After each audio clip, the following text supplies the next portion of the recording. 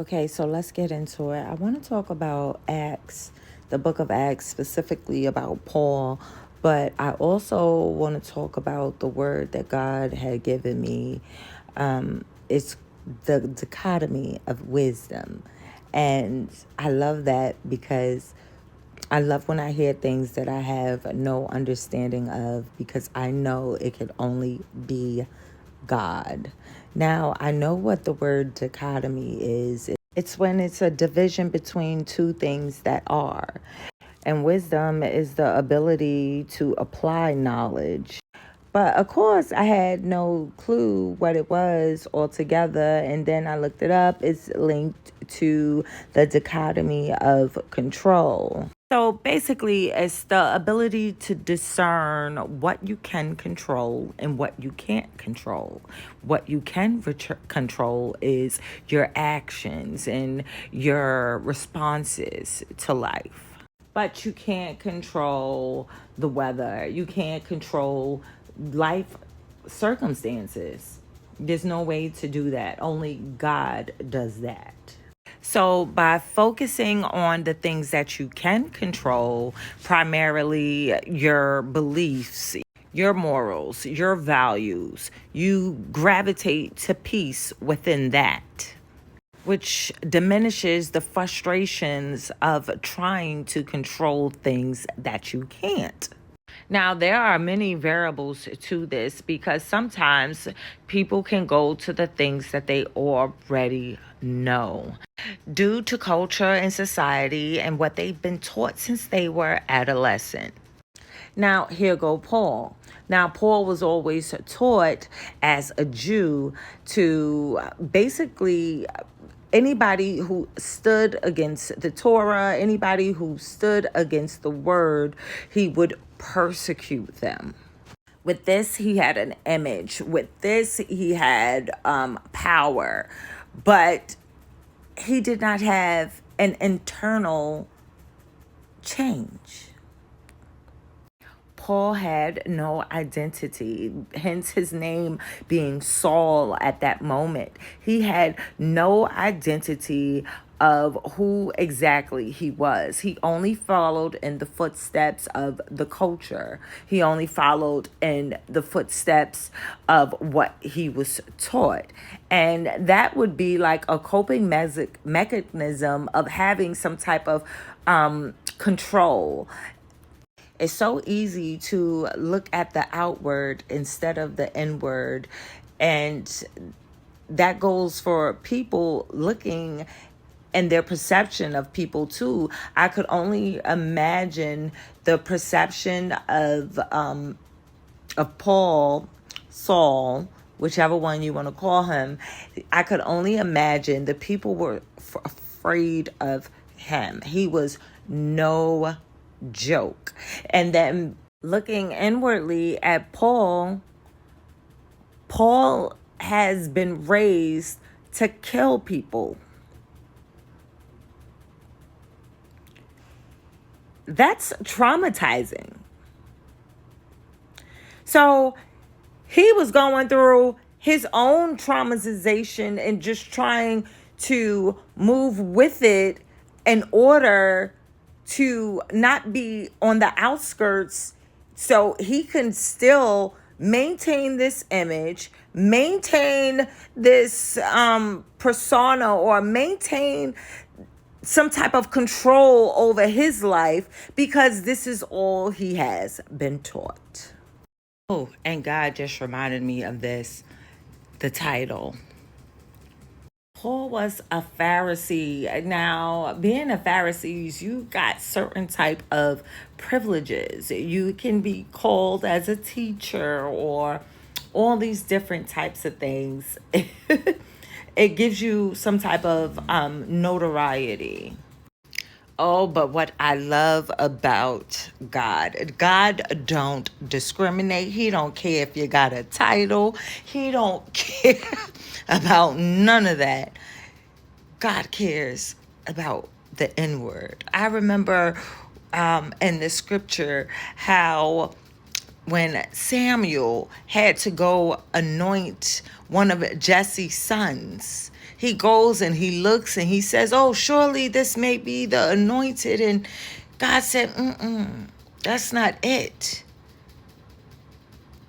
I want the other one. You look for the outward appearance, but I look for the inward. Paraphrasing, but whatever. So this is how David got to be anointed. A man after God's own heart. What I love about this is because God stopped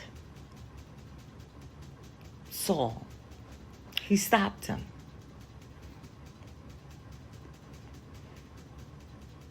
He stopped him. He shed a light on him.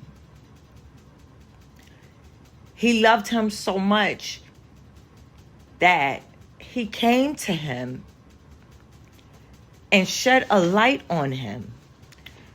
Even though he was persecuting others and persecuting others, his sheep. But God loved him so much that he stopped them. Boom. A big ray of light stopped him in his tracks as he was on his way to go persecute some more Christians. I gotta stop right there because that's the God that I serve. The God that'll pull up on you. Y'all call him Jehovah Jireh, but I'm about to start calling him the God that will pull up on you. He pulled up on him. That's how much he loved him. He pulled up on the lady at the well. That's how much he loved her.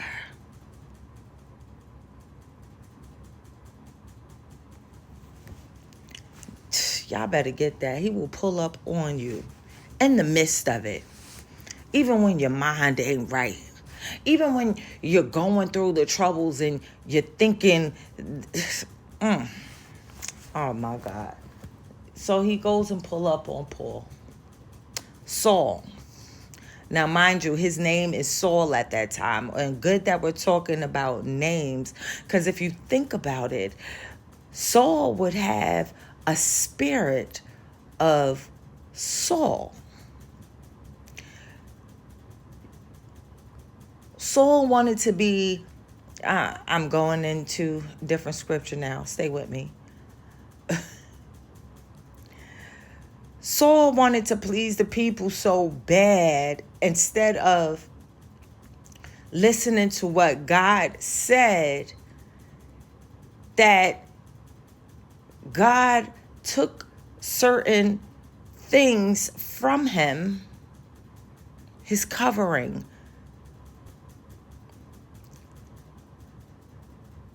The presence. Ooh, shit. The presence.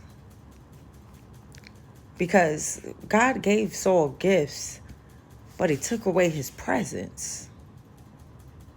You can have a gift, but you can't always have the presence of the Lord if you move in disobedience. Mind blown right now.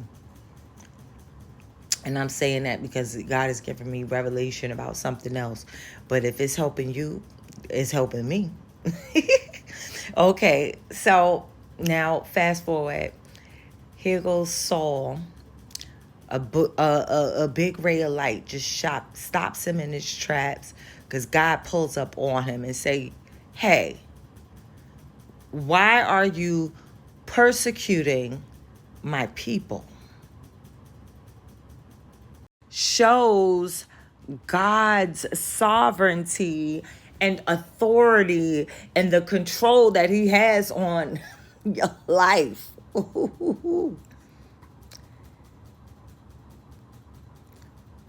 When you move out of the things that he wants you to do, you lose. you lose. And this is why it's so important to know the things that you can control.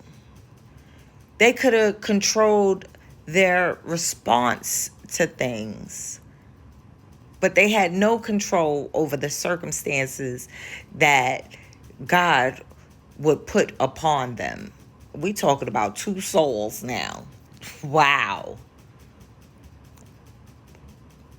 God just stopped two things that was trying to block your progression.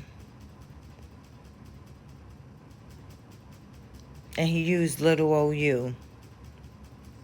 Because this year, I don't know what happened to you in the past. Someone ahead of you tried to block you. And someone who was constantly attacking you, is now coming to the light of you. Ishkere makara ushkere. I feel that in my spirit. Whew. That's why I had to take a second of time.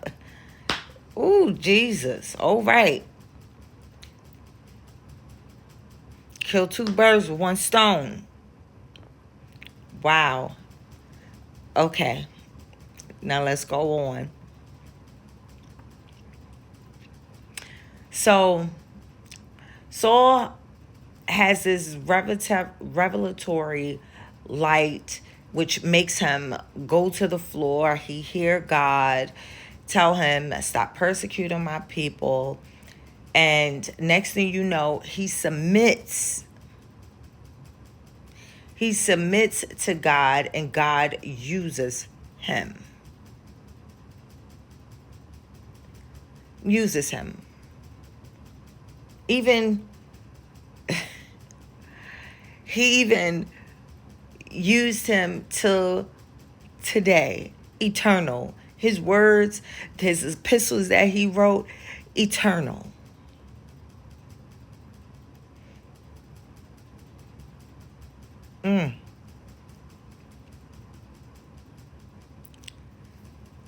Ooh.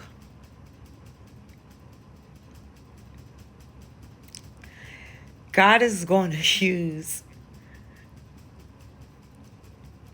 the same person who tried to attack you. The same person who tried to attack you, he's going to switch it around. It talks about in the Bible how, Jesus, the season of joy. It's a moment in time where it's a moment in time where the Lord will allow even your enemies to make peace with you. Oh man, this is beautiful. Guys,